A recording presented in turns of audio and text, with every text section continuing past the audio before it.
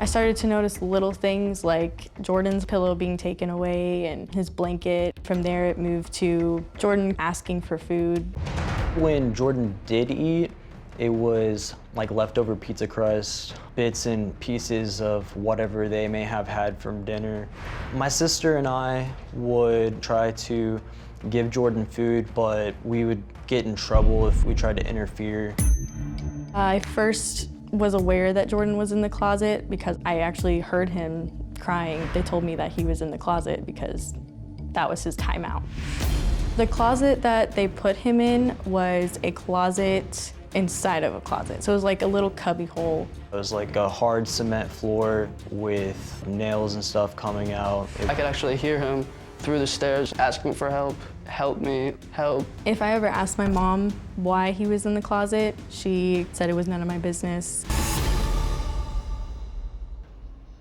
Allie, you seem really sensitive to it and picking up on what was going on, and it's so difficult for a child like you because you have awarenesses but no power. Yeah, I took care of all of my siblings, and it was hard because he was now one of my siblings, and I wanted the best for him, and I wanted to do what was right for him. How was he being excluded or marginalized when he wasn't in the closet? What was happening to him then? When he wasn't in the closet, Brad, if Jordan was like bothering him, he would typically take his anger out on him by throwing him to the ground.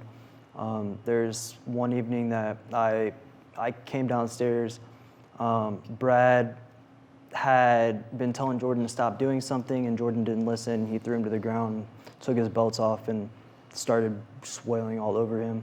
And Jordan was crying, saying, "Stop, that hurts." When it came time to eat, and y'all would be at the table, he was not permitted at the table.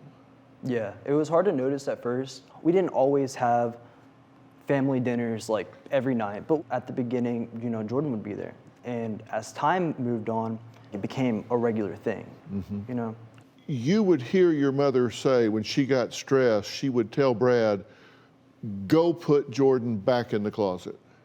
Yeah. And would he fight going in the closet or would he submit? At the beginning, he would cry and yell.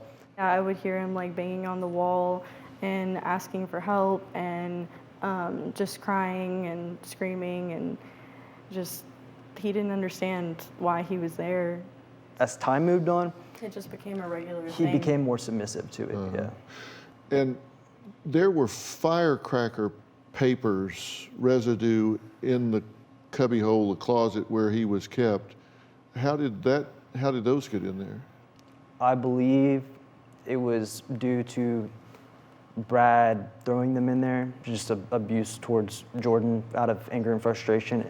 So the popping sound you heard, you think he was throwing firecrackers at him in the closet? That's my belief I heard it from my room too. You called the police on more than one occasion. Oh yeah, the police were out at our house. I want to say it was like a monthly thing. I want to say it was like every other week. I mean, You'd call them and tell them what?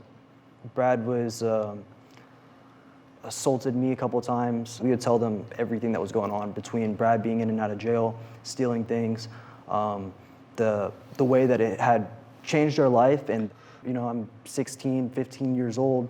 Like, tell me what to do, And you called about Jordan on more than one occasion. Yeah, yes. And yeah. what would they do when they came and did a check on that? I guess because my mom wouldn't let them in the house. They couldn't really do anything.